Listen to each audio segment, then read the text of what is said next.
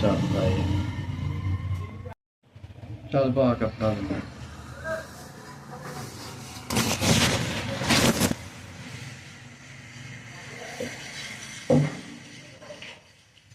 अभी मैं नहाना कल है बस बालां का हिसाब ला लेना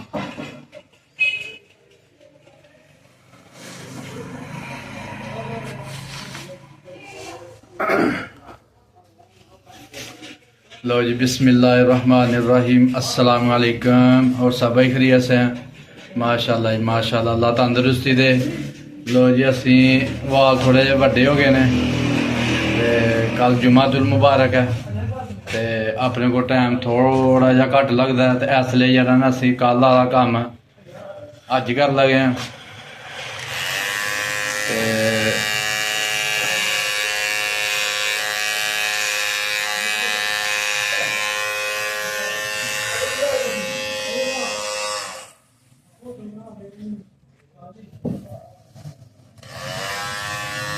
ਅਸੀਂ ਹੁਣ ਥੋੜਾ ਜਿਹਾ ਜਿਹੜਾ ਵਾਲ ਕਟਾ ਲਈਏ ਨਾਲ ਸੱਤ ਸ਼ੱਤ ਕਰਵਾ ਲਈਏ ਤੇ ਮਹਿੰਦੀ ਹੁਣ ਸਵੇਰੇ ਲੱਗਣੀ ਹੈ।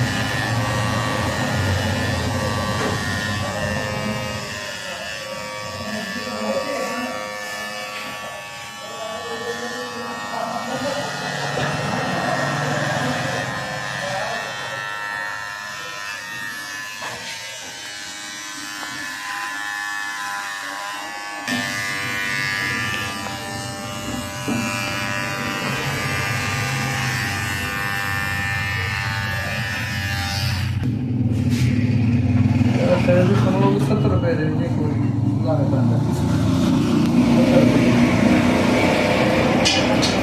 ये 17 नहीं नहीं पैसे नहीं गल नहीं मैं वो गल करना पाया ना एक बारी मसन लाइए तो 100 रुपये निकला 300 का हो गया ना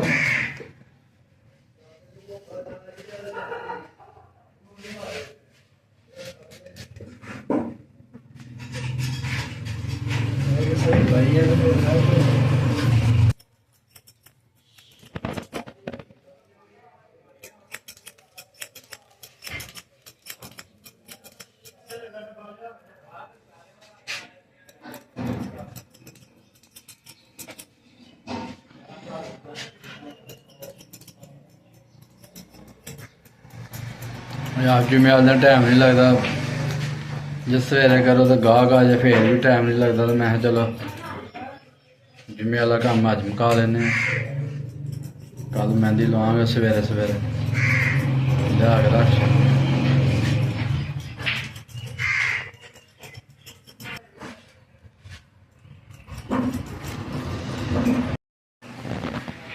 लो जी माशाल्लाह सिर दे जड़ियां ने कटिंग शटिंग हो गई है ते हुण जरा ना खत खुत करवाने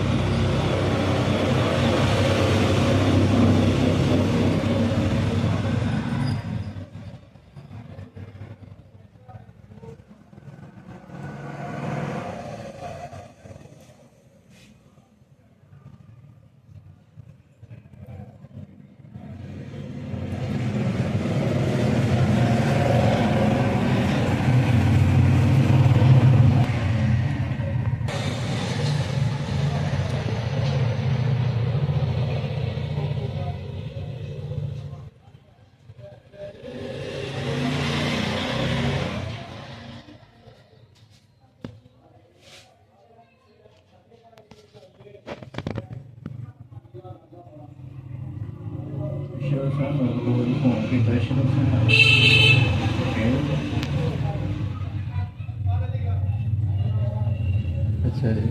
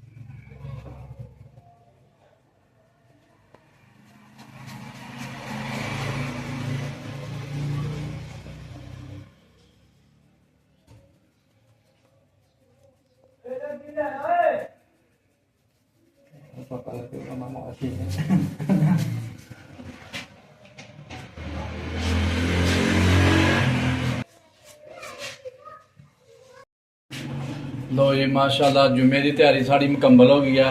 कत शत करवा लिया, बाल भी सैटिंग करवा ले ते इंशाअल्लाह हुण सवेरे जेह्ड़ा ना जुम्मा पढ़ांगे नाल मेहंदी शैंदी लवावांगे। ते साड़ी वीडियो पूरी देखो, लाइक करो, शेयर करो, सब्सक्राइब करो। अल्लाह हाफिज़।